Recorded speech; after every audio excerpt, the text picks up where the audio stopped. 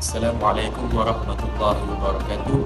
Nama saya Muhammad Akir Rushdam bin Zulfinaini, nombor metrik 201109092. Jadi pada hari ini saya akan membuat satu pembentaran tentang Bai'ah Aqabah. Saya mulakan dengan pengenalan. Bai'ah Aqabah ini bermaksud kesetiaan yang dilakukan oleh penduduk Yathrib ataupun lebih dikenali sebagai penduduk Madinah yang terhadap Nabi Muhammad SAW. Ikrar pertama dilakukan pada tahun ke-12 kenabian Nabi Muhammad SAW bersamaan dengan tahun 621 Masihi. Manakala ikrar kedua pula dibuat pada tahun ke-13 kenabian Nabi Muhammad SAW bersamaan dengan 622 Masihi. Jadi nama Bai'ah Aqabah ini diambil bersempena dengan peristiwa itu berlaku di Bukit Aqabah, dan peristiwa ini berlaku disebabkan oleh kerana gangguan dan penyiksaan dari kaum Quraisy terhadap Nabi Muhammad SAW yang semakin bermahara ini. Seterusnya, kisah ini saya serahkan kepada rakan saya seterusnya. Bismillahirrahmanirrahim. Assalamualaikum warahmatullahi taala wabarakatuh. Saya Ahmad Zainul Malaysia, Menteri 2011-2010, akan menyambung perbincangan daripada sahabat saya sebentar tadi. Saya akan menerangkan sedikit sebanyak tentang Bai'ah Aqabah yang pertama. Okey, Bai'ah Aqabah yang pertama ni terdapat beberapa orang ataupun 12 orang yang memeluk Islam pada ketika itu. Yang mana 2 orang daripada kaum Aus dan 10 orang lagi daripada kaum Khazraj. Nama di antara mereka ialah As'ad bin Zurarah, Rafi' bin Malik, Ubadah bin Thamid, Abdul Al-Haytham bin Ihan, Mu'az bin Harith, Zakwan bin Abdul Qais, Yazid bin Sa'labah, Al-Abbas bin Ubadah, Huwain bin Sa'idah. Di dalam sebuah riwayat, Ubadah bin Samit ni berkata, kami adalah 12 orang lelaki. Kemudian Rasulullah bersabda kepada kami, yakni mereka lah, marilah kemari, berbaiatlah kepadaku untuk tidak mempersekutukan Allah, tidak mencuri, tidak berzina, tidak membunuh anak-anak, tidak mendusta untuk menutupi apa yang ada di hadapannya. Kamu atau di belakangmu tidak akan mengingkari perintahku dari segi kebaikan. Jika kamu menunaikan janji, maka pahalanya terserah kepada Allah.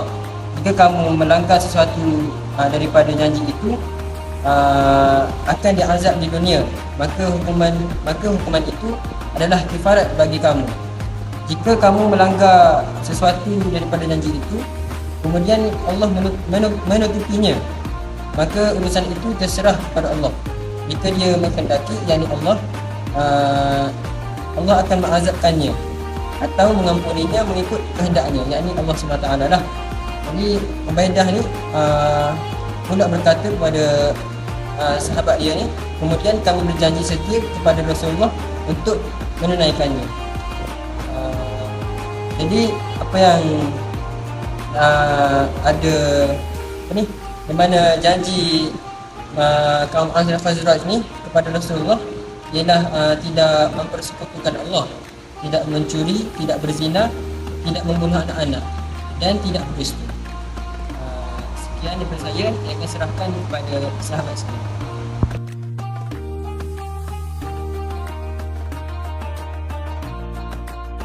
Assalamualaikum warahmatullahi wabarakatuh.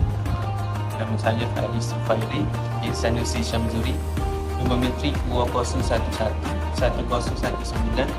InsyaAllah pada hari ini saya akan menyambung pembincangan pada Bai'ah Aqabah kedua. Ikrar Aqabah kedua iaitu Bai'atul Haq. Bai'ah ini berlaku pada musim haji yang ke-13 selepas Bi'sah di Baghdad, sebuah kawasan di sebelah kanan Mina yang kini menjadi lokasi Masjid Al-Bait. Dan dalam Bai'ah Aqabah kedua ni kita dapat lihat sejarah Bai'ah Aqabah, dan seterusnya kita dapat lihat sebab menamakan Bai'ah Aqabah, dan yang terakhir itu kita dapat melihat dari sudut hasil daripada Bai'ah Aqabah.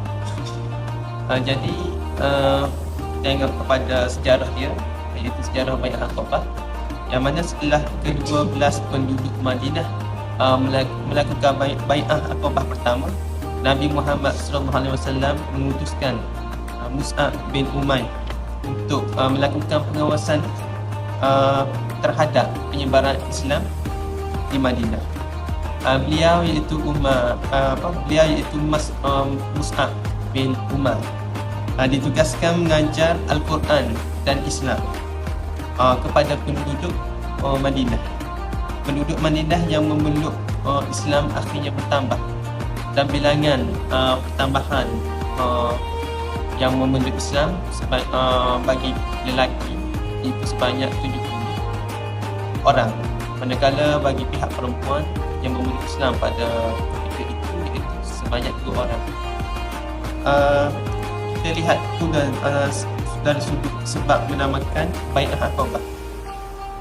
Penduduk Yasrib berjanji akan berperang bersama Nabi Muhammad SAW dengan sesiapa sahaja yang memerangi Nabi SAW.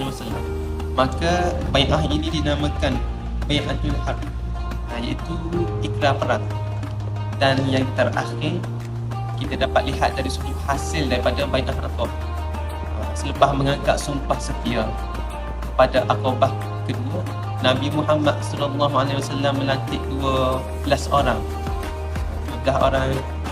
Yasrib untuk menjadi sebagai seorang pemerintah pentadbir di kalangan mereka.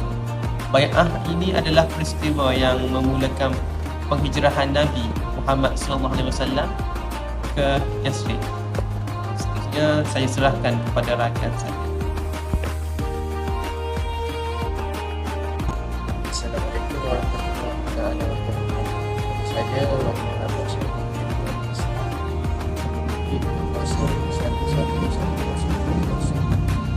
Jadi saya akan menyambungkan perbincangan